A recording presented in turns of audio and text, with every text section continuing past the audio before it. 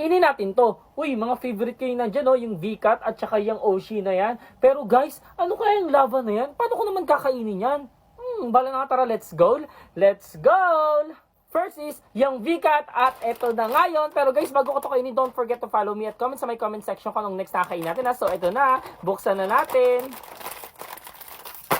Oop. Ayan, o. Then, ay. Parang buo.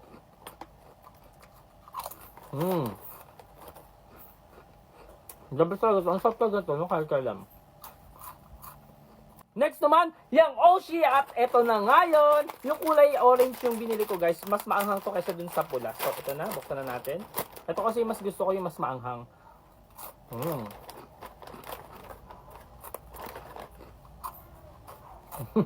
Next is, yung lava. Paano ko naman kakainin yung lava na yun? Baka masunog lang ako. Pero syempre guys, hindi talaga yung totoong lava yung kakainin natin. Ito yun, oh. Lava cake. Itong, para siyang fudgy bar pero ibang siya. Brad, lava cake nga, yun nga. So, ayan o, lava. O, yan na, pwede na yan. Huwag na kayo mag-art-arte dyan. Ito na, kainin na natin.